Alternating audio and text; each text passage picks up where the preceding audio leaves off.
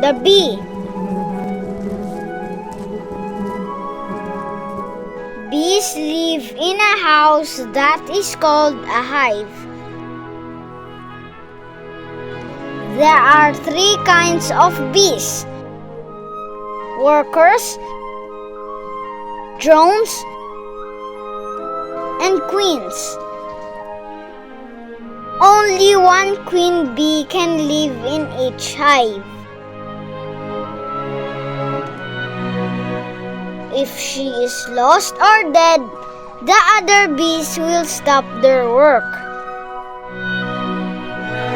Bees are very wise and busy little creatures. They all join together to build cells of wax for their honey.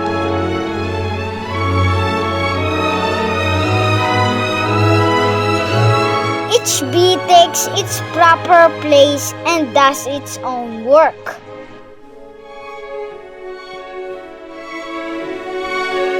Some go out and gather honey from the flowers.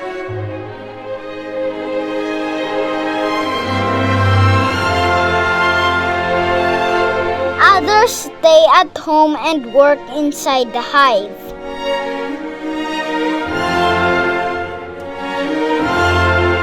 The cells which they build are all of one shape and size, and no room is left between them.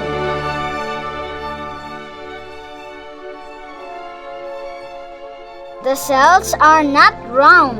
They have 6 sides.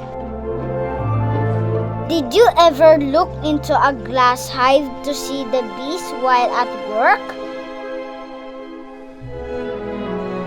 It is pleasant to see how busy they always are.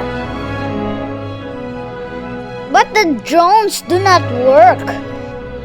Before winter comes, all the drones are driven from the hive so that they don't eat the honey which they did not gather.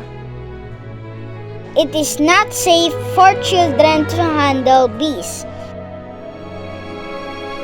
Bees have a painful sting that they use in their defense.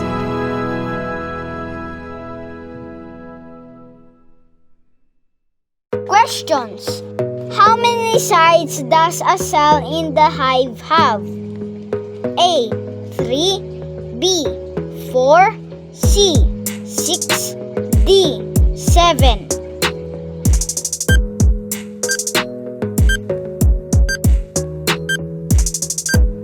The answer is C.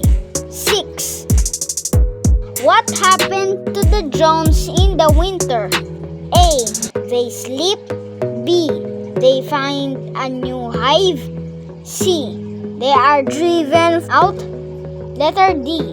They repair the hive.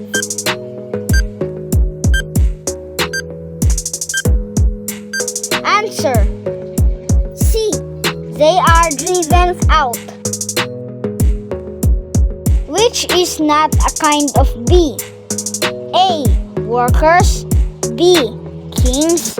C. Queens. D. Drones. The answer is letter B. Kings. Which word best describes bees? A. Hardworking. B. Lazy. C. Stupid. D. Cuddly. The answer is A. Hardworking.